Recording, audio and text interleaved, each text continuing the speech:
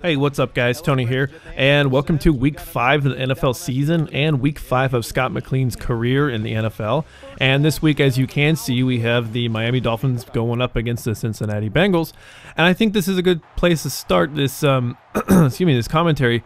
I want to talk about the predictions, and what I want to get into after that is the discussion about Drew Breese and his potential record-setting day out in New Orleans against the Chargers. So let's go ahead and get started here. On Thursday Night Football, you know what? I don't know about you guys, but it's becoming a little weird to constantly have Thursday Night Football. You know, it was one of those things for a long time where it was hit and miss. Like sometimes they do it. Actually, what I think they started doing, if I remember correctly, a couple years back, they started having it like towards the end of the season. They started introducing Thursday Night Football. And so now it's Thursday Night Football and Monday Night Football are these two exclusive nights. And Thursday night is especially exclusive because of the fact that it's only on the NFL Network, from what I can tell, because I haven't caught, besides the Week 1 game that was on, like NBC or CBS or something like that, or maybe it was on Fox. But beyond the Week 1 Thursday Night Football game, there hasn't been another one that's been on TV. It's always been on the NFL Network. So I don't really like, to be honest, I don't like the exclusivity of the Thursday Night Football. But it's like I said, it's just interesting. It's just kind of watching it interesting. It's actually weird for me to say there's Thursday Night Football. So Thursday night, it was the Cardinals and the Rams, and I had picked the Cardinals, and the Rams won. So I'm starting this weekend out 0-1. So let's move on from there. The game that you're watching right now, the Dolphins and the Bengals, I'm actually going to pick Cincinnati to beat the Bengals. Cincinnati beat the Bengals. I'm going to pick Cincinnati to beat the Dolphins. But in Scott McLean's world here, I'm picking the Dolphins to beat the Bengals. You follow? That's a little confusing. So anyways, in real life, Miami and Cincinnati, I'm going to pick the Wow, I'm like confusing myself here. I'm going to pick the Bengals. Let's just I'm gonna go ahead and clear that up. I'm gonna pick the Bengals to win. I think right now they're 3-1. They started out the season really well. The Dolphins, although I will give them a lot of credit, Tannehill looks like a really good quarterback. I think they're both two rookie quarterbacks going at each other. But I think the Bengals are a little bit better of a team right now. So I'm gonna pick the Bengals there. Baltimore against Kansas City. I am gonna go with Baltimore. Kansas City just they're gonna win some games as I throw a pick. They're going to win some games, but against a team like Baltimore, they're like a really good team. I don't think it's going to happen. The next game is Cleveland against the Giants, and that's kind of like a no-brainer. The Browns they're just not doing it. So I got the Giants over the Browns. We've got the Eagles and the Steelers.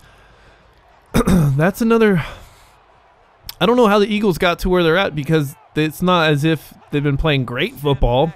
And the Steelers definitely aren't playing terrible football, but they just can't seem to put together anything. I mean, they're losing to the Raiders. It's just like, what happened?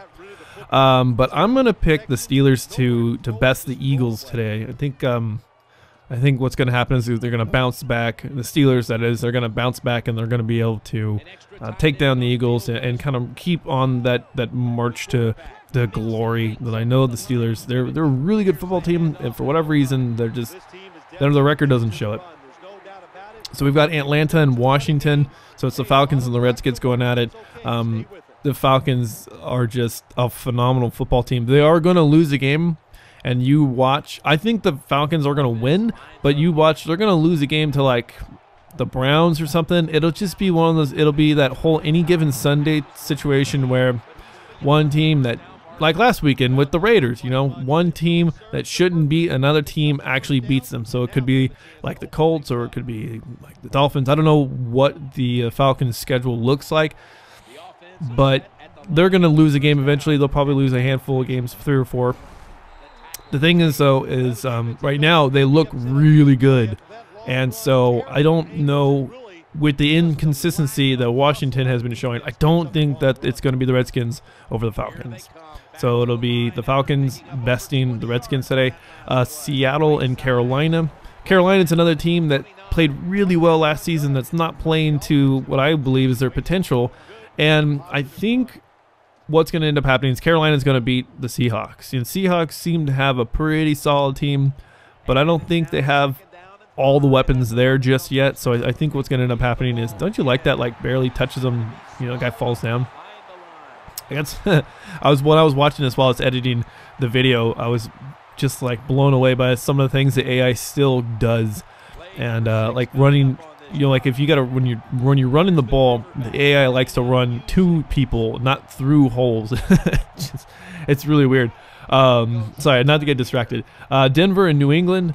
I am going to pick New England to beat Denver. One, because I really want them to, because I need them to help separate the AFC West. But because it's New England. I mean, it's a very solid football team.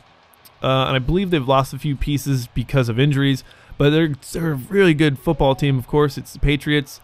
Going up against Denver, their defense, and Peyton Manning. And Peyton Manning looks really good. I know here we are in week 5, and I'm happy to see people not talking about Peyton Manning. It's like, oh, is he back yet, or when is he gonna fail?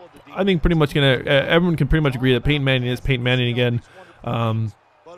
So we don't have to keep beating that horse until it's dead. I guess it's no pun intended since he's on the Broncos now. San Francisco and Buffalo. I'm gonna pick San Francisco. They are just a fantastic football team, minus that 1 week that they just got walked all over. They didn't show up to play. So San Francisco, that's kind of an easy pick for me. Now here's this is the tough pick. I'm not gonna say it's the game of the week, but I think it is the game of the week. It's San Diego at New Orleans, and New Orleans hasn't won a football game yet. They're 0-4. They're bound to win a football game. The Chargers are 3-1 right now. They played really well last week. The week before, they played like shit. And so I'm curious to know which San Diego offense is going to show up. Is it going to be the offense that can really put up a lot of points, or is it going to be the offense that barely scratches out 3 points like, you know, in week 3 against the Falcons? And I'm really nervous about Drew Breese being in a situation where he knows that he needs to win a football game. So you've got an overly determined quarterback with going up against a team that is good. Maybe they lack that confidence, you know. Speaking on the Chargers' behalf, I don't know, it's really hard. I can't say they lack confidence because obviously I'm not in the locker room, but there's an inconsistency there that it's been happening for the last 3 years or so, and it's tough to be a Chargers fan just because of that. So overall, I think San Diego is a better team. So I'm gonna pick the Chargers to win. It is going to be an excellent game to watch. It comes on at 5 o'clock tonight, this evening, and I'm going to be watching that game. And I really am nervous about what Drew Brees is going to do to our secondary, because it's never really been the strongest as of late. So we'll see. So that's going to be a game to watch. I'm going to basically say that I think San Diego is going to win. However, I will not be surprised if New Orleans seems to pull it together. You know, I hate to make such a limp-wristed, you know, prediction like that, but it is good. It's going to be a great game. Tennessee and Minnesota. I'm going to pick Minnesota. I've actually been thoroughly impressed with Minnesota the last few weeks. Chicago and Jacksonville. Chicago Top Bears. Houston and New York on Monday.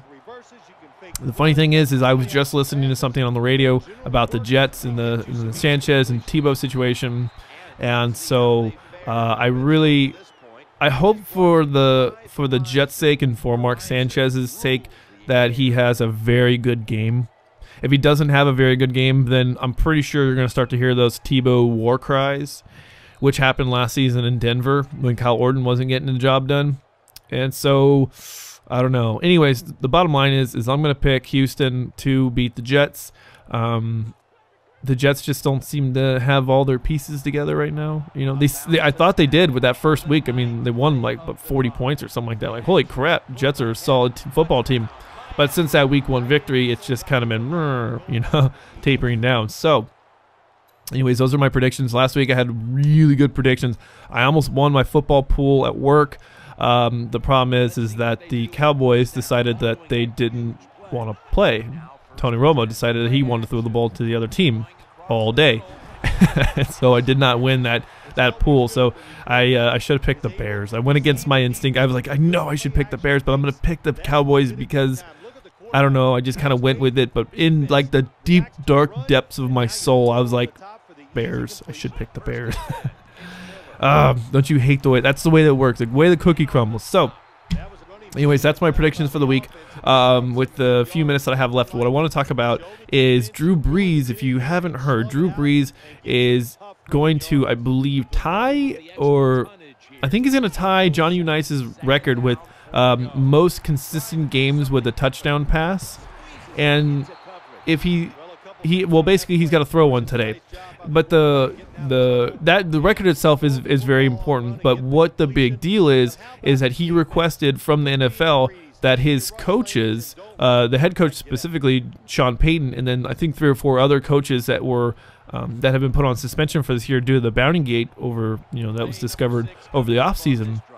The NFL, the administration, the commissioner granted his request to allow them to be at the football game. Now, they can't have any contact with him before the game or during the game, obviously, because they're suspended, but they're allowed to be there in a special press box.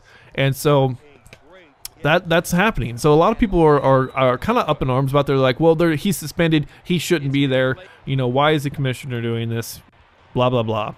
And to me, I personally think that I'm okay with it. I really am okay with the fact that the NFL and the commissioner decided to allow this to happen because it is a big deal. It's a significant record, and he's not going to be there in like on the field. His presence is going to just be as an audience member in a special press box. So I'm okay with that, and I'm kind of interested to know from you guys if you guys are also for or against this decision for Sean Payton and those 3 other coaches that have been suspended to be at the stadium, today. There's my second pick of the game. Anyways, it's a bad pick.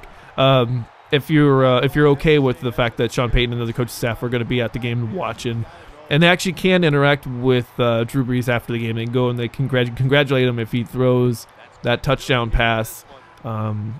So anyways, this game is wrapping up, and we pulled off another W. Scott McLean looking good. So anyways, guys, thanks for watching. Thanks for subscribing, and I'll talk to you later.